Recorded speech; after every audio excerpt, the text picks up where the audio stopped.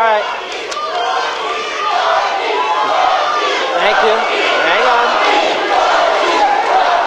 I want to thank the mayor for being here, taking time, especially out of his busy protesting schedule. And I know he's been going around the country on his I Hate George Bush tour. It's nice to see him back in Salt Lake City a few days.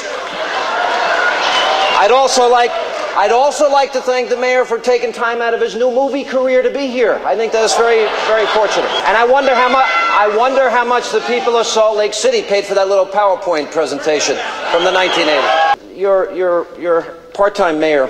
You're part-time mayor. You're a part-time mayor. You're a full-time protester. In all my research of you, I know your employees want you to get anger management help. I've researched you. I know you were out of town, what, 74 days out of the year last year? I know that you have a... Hang on. You know, I knew you would do this. Can I finish? This is classic. All right. As a part-time mayor, full-time protester, you have...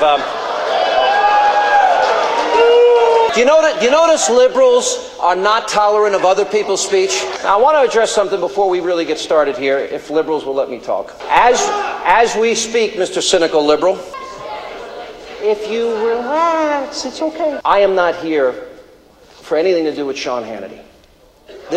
No. Rocky, your mayor, supported John Kerry for president. We saw a video tonight of the guy that you voted for president, and I read you the quotes. I think you're wrong. You don't know who I voted for president. Wait a minute.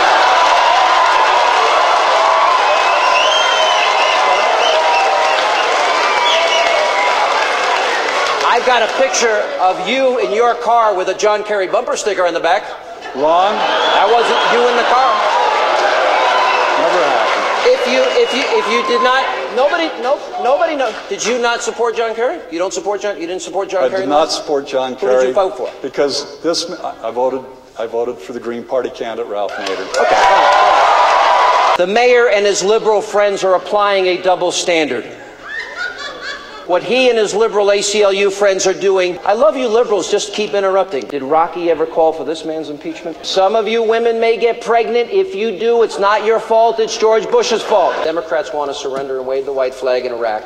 Harry Reid should be impeached. Chuck Schumer should be removed from office. Have you ever heard Ross criticize his buddy? Maybe he'll do it tonight. I'll give him a chance. John Kerry. If Hillary Clinton wants to be president of the United States and she can't make up her own mind from day to day, she's not qualified to be senator, let alone president of the United States. And if Rocky Anderson will not be equally intellectually honest and open and criticize the very same people that made the very same arguments, it's not George Bush who should be impeached or removed from office, it's your mayor. Why won't you show intellectual honesty? And if you're going to demand that George Bush be removed from office, what about some of your Democratic friends who made the same arguments?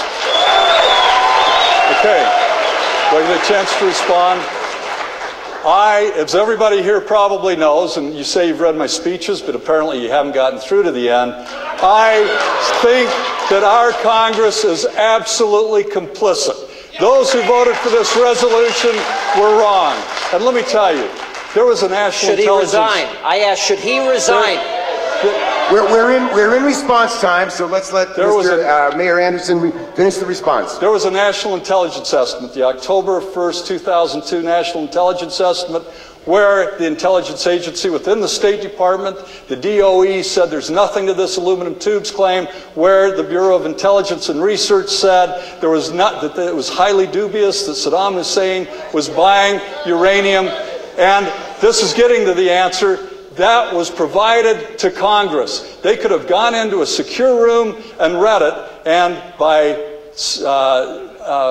Senator Graham's report, there were about 6 senators that ever went in and read it, and I think every single senator that voted for that resolution needs to be asked 2 questions. Did you read the National Intelligence Estimate? And if not, why in the world not, with what was at stake? And if you read it, how could you have voted for that resolution?